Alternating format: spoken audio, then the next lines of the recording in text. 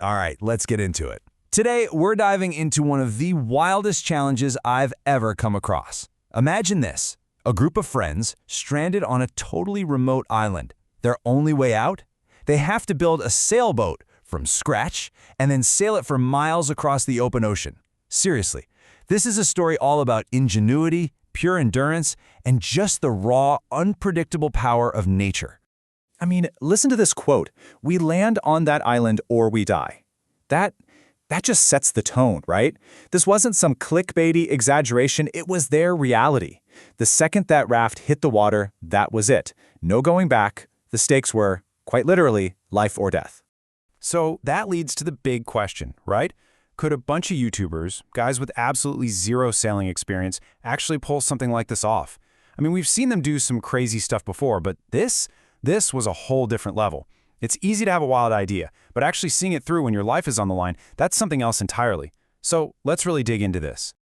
Okay, first up, let's really get a grip on the scale of what they were facing here. This wasn't just, a tough challenge. On paper, this whole thing looked absolutely impossible, especially when you consider who was attempting it. And here's where it gets really wild. Look at this comparison. On one hand, the goal is something that would push even seasoned survival experts and engineers to their absolute limit. I mean, build a boat, sail the ocean, survive on an island. But then you look at the team. It's a group of YouTubers who are the first to tell you they have no idea what they're doing, and they're low on supplies from the get-go. It's this huge gap between the goal and their actual skills that makes this story just so fascinating. And listen, it wasn't just the ocean they had to fear. The island itself felt like it was actively trying to get them. We're talking some of the most venomous snakes and spiders in the world. The fer-de-lance, the banana spider, nope. Throw in that crushing, relentless heat, which almost gave them heat stroke, and a water supply that was dissipating way too fast, and you realize that just surviving long enough to build the boat was a battle in itself. So, how do you even start to solve a problem like this? Well, you start with whatever you can find. Which brings us to the next part, their absolutely ingenious mission to turn a beach full of trash into their only hope of escape. And let's be clear, this didn't happen overnight. Not even close. Day one was just about surviving, getting a basic shelter up. It took them days of just grueling, back-breaking work. They were combing the entire island for anything they could possibly use. Bamboo, old ropes, and the game changer, those big plastic barrels for buoyancy. Progress was just so slow and so exhausting. For a team with zero experience, their process was actually pretty smart, pretty systematic. First, step one, just scavenge everything, all that stuff that washes up on beaches from big ships. Then, and this is the brilliant part, they built a tiny little model, a prototype, just to see if their idea could even float. Once that worked, then they started the huge job of lashing the main frame together, adding the deck, and even making a sail and oars out of whatever they could find. And this was the moment. The big one. After all those days of just brutal labor and, I'm sure, so much doubt, they dragged that unfinished frame to the water's edge, and it floated. You could just feel the wave of relief and pure hope wash over them.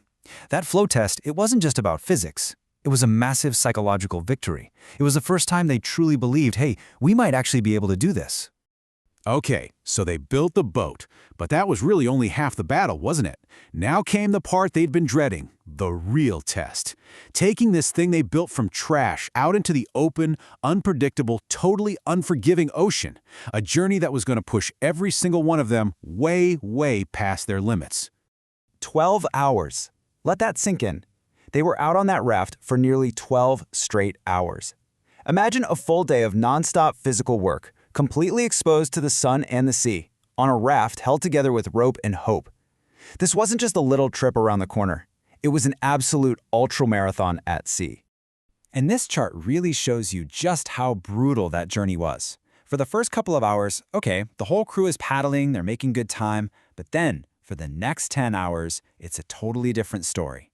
Seasickness, injuries, pure exhaustion just took over. It left only one or two guys to do all the work, basically carrying the entire escape on their shoulders while everyone else was just completely out of commission. And you can just hear the pain in this quote. "I'm seeing stars because I'm really hurting right now. I genuinely don't know if we're going to make it or not." I mean, wow, they were physically just falling apart out there. One guy is literally seeing stars from shoulder pain. Others are dealing with terrible seasickness. All that hope they had when they first set sail was just gone. replaced by this grim, painful reality that they might not make it after all. But after all that, all those hours of paddling, fighting the current, battling their own bodies, they could see it. Land. Their destination was right there. They were in the final stretch. But the ocean had one last, incredibly cruel trick up its sleeve. Half a mile. Can you believe it? That's all that was left. After more than 11 hours on the water, they were basically there, close enough to swim for it. They could see the beaches. Victory was right there, literally within reach. And then it all fell apart.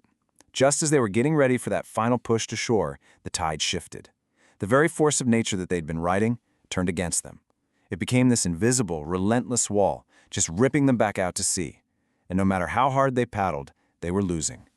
And that's the brutal lesson here, isn't it? The last 5% of this journey wasn't a test of their will or their strength. They'd already proven that. It was a test of timing. And their time just ran out. They weren't beaten because they didn't try hard enough. They were beaten by something completely and totally out of their control. So if you look at the technical definition of failure, yeah, they failed. The goal was to land on that other island, and they didn't do it. After a whole week of survival and a 12-hour nightmare at sea, they had to call for a rescue. They had to just sit there and watch their destination disappear into the distance. But that really brings up a bigger question, doesn't it? In a challenge this extreme, what's the real difference between failure and just not giving up? Because sure, they didn't reach the island, but they never quit. They paddled until their bodies physically gave out. So when you're up against impossible odds like that, does just looking at the final score, does that really tell the whole story? Something worth thinking about.